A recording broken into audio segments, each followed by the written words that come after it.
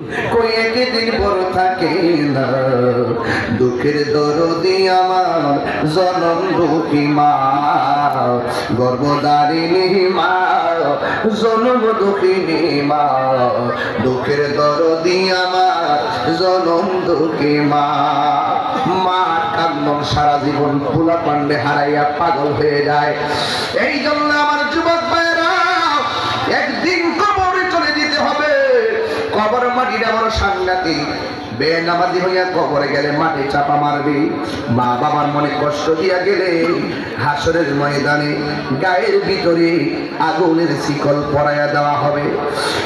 বন্ধু, আমি তাহিরি ওয়াজ যদি 30 সেকেন্ডের জন্য ভালো লেগে থাকে, আল্লাহ ওয়াস্তে জীবনে কোনোদিন নেশা করবেন না, জীবনে কোনোদিন নবীর বিরুদ্ধে কথা বলবেন না, জীবনে কোনোদিন ওলি আল্লাহর বিরুদ্ধে কথা বলবেন না, জীবনে কোনোদিন মা বাবার মনে কষ্ট দিবেন না। যার নাই সে বুঝে বাবাকে হারা ব্যথা কত। আমি বাবার হারাইছি। আজকে কিন্তু ঢাকায় একজন মানুষের বাবার কবর আমি জানাজার নামাজ পড়েছি। বন্ধু, ওই বাবা মারে যে বিদায় দেয় তার মনটা মানে না।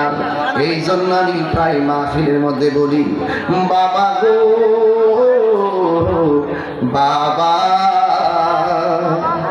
বাবা গো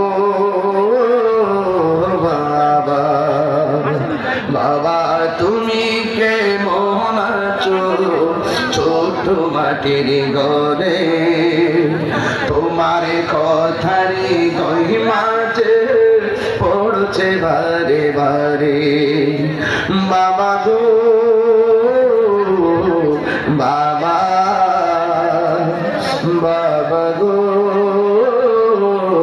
বাবা, কত আদরে কত স্নেহ তোমার কাছে পেলাম, সব কিছু হারিয়ে আজকে নিঃস্ব হয়ে গেলাম। কত আদরে কত স্নেহ তোমার কাছে পেলাম, সব কিছু হারিয়ে আজকে নিঃস্ব হয়ে গেলাম।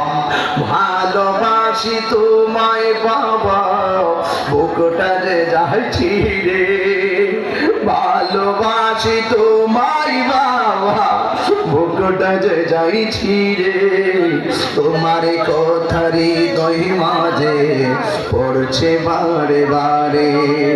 বাবা গো